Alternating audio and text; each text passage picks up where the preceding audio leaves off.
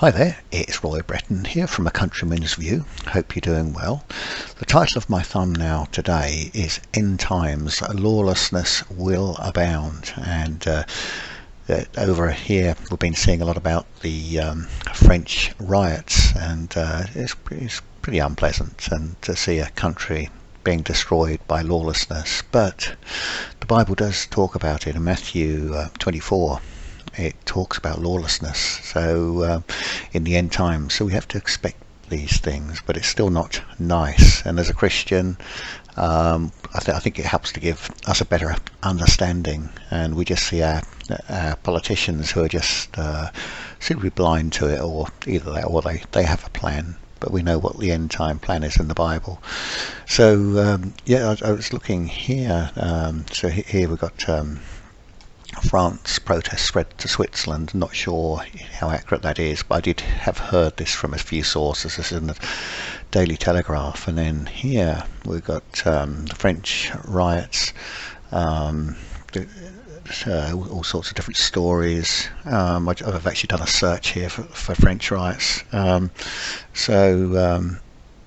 Yeah, they're saying, they talk about, I heard today they were talking about shutting down the internet at certain times to stop the French riots so people can't plan. But this is all part of a bigger plan, I believe, but that's for another video. But we're seeing all sorts of, here it's got the Africans are destroying France. It's very sad. And then here, where are we? Someone I follow, Amir, who's an Israeli. Let's bring this picture up here. And there's this pharmacy being burnt down, and it actually collapses. I've been to France, and some beautiful buildings, and there's France pharmacy in the city of Montegris collapses as a result of the fire and looting that took place there. The Muslims burned the collective memory of France, and it's now a different country. Very sad indeed.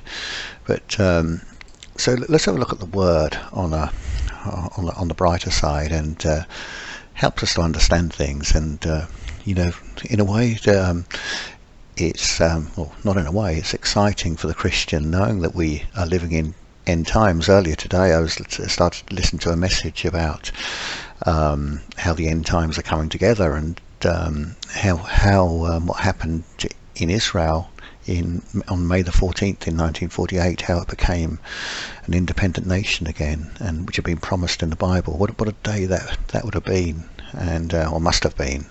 So many people have been waiting for it and didn't see it. But we're living in that age, and people are coming back to Israel. The Jews are returning, and this is all in Bible prophecy. So we need to be excited about these things and look forward to what God is doing. So in Matthew 24, starting at verse 4, it says, "And Jesus answered and said to them, Take heed that no one deceives you, for many will come in my name, saying, I am the Christ, and will deceive many. And you will hear of wars and rumours of wars. See that you are not troubled, for all these things must come to pass, but the end is not yet. For nation will rise against nation, and kingdom against kingdom. And there will be famines, pestilence, and earthquakes in various places. All these are the beginning of sorrows. Then they will deliver you up to tribulation and kill you, and you will be hated by all nations for my name's sake.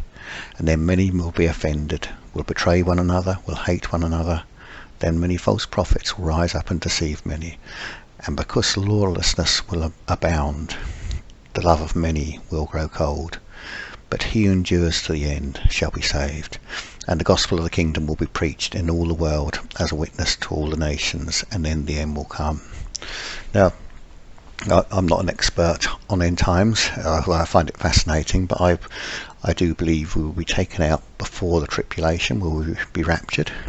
Some people disagree, but we can all have a different take. But personally, that's what I believe, and I believe more people believe that. But and some people aren't sure, and that's fair enough. And it's a good discussion topic, and I really enjoy listening to Bible prophecy. It's fascinating. So if we go to verse 21, it says, "For then there will be a great tribulation, such as had not been seen since the beginning of the world until this time, no, nor ever shall be.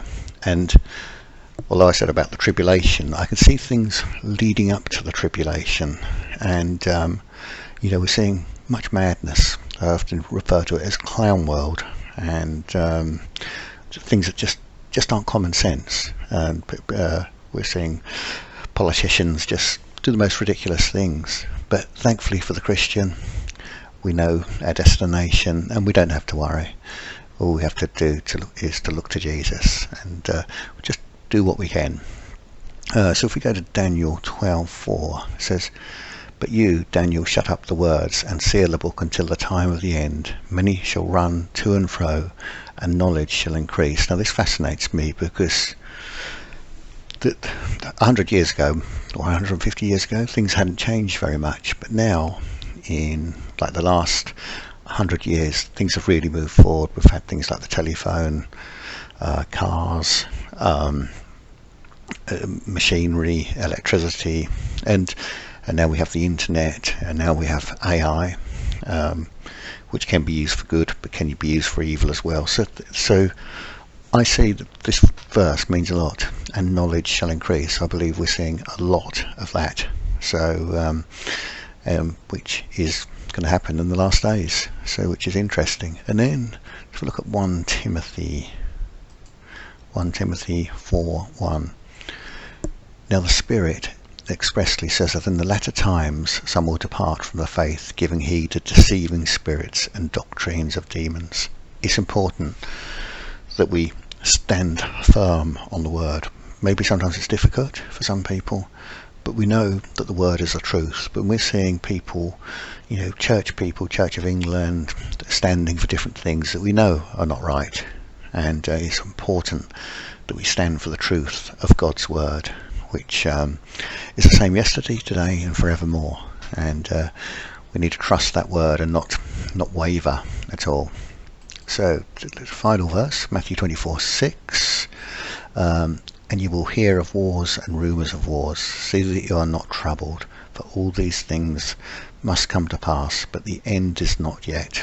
For nation will rise up against nation, and kingdom against kingdom, and there will be famines, pestilence, and earthquakes in various places. All these are the beginning of sorrows." So obviously we've seen a lot of earthquakes in the past few years, a terrific amount. Obviously with the internet, news, etc., modern technology, things can get reported much quicker, so we hear about things quicker, or some things quicker. But I do believe I've been told there's been a lot more earthquakes than what there was just a few years ago. So another sign of the times.